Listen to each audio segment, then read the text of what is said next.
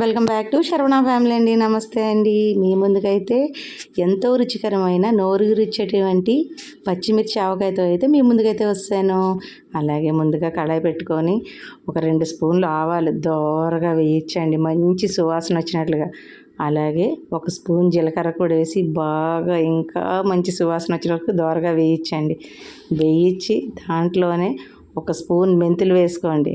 బాగాను ఇంకా మంచి ఫ్లేవర్ ఇంక మామూలు కాదు. మనం ఇది వేపిన దాంట్లోనే పచ్చడి టేస్ట్ అంతా కనిపిస్తుంది అనమాట.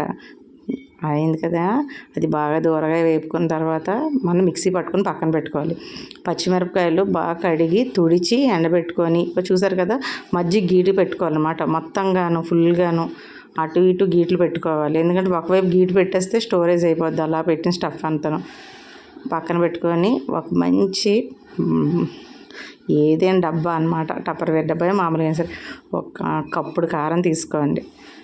పచ్చి కారం అనమాట. మంచి కారం తీసుకొని ఆ కారం తర్వాత నుంచి మనకి రుచికి సరిపడే ఉప్పు, అలాగే కొంచెం 1 స్పూను పసుపు, మనం వేయించి ఆడించాం కదండి ఆవాలు జీలకర్ర తర్వాత మెంతులు, ఆ పిండి కూడా వేసుకొని బాగాను మనం కలుపుకోవాలన్నమాట.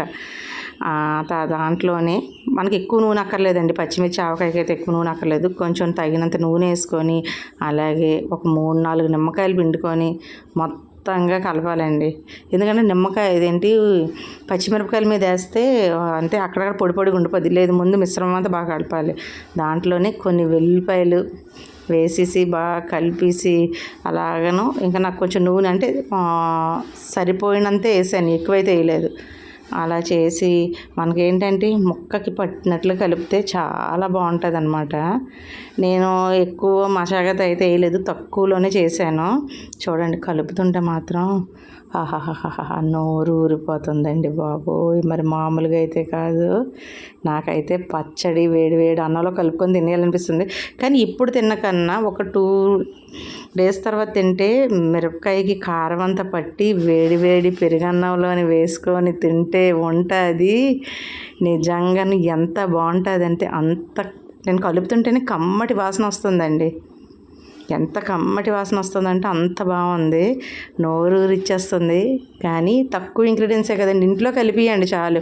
మనకి ఏమాత్రం నూనె చెప్పండి, దాంట్లోని కొంచెం నూనెతో కలుపుకొని నిజంగా ముక్క లోపలికి వెళ్తుంటే ఊరితే ఇంక ఎలా ఉంటుందో బ్రహ్మాండంగా ఉంటుంది అనిపిస్తుంది. నాకైతే ఇది చూడగానే మీకు కూడా చూపించాలని మీ ముందుకైతే తీసుకొస్తాను. ప్రతి ఒక్కరు ఇంట్లోనైతే వచ్చేది వేసవికాలం కదండి, వేడివేడి పెరుగన్నంతో చాలా బాగుంటుంది. ప్రతి ఒక్కరు ట్రై చేయండి. మీకోసమని మీ ముందుకు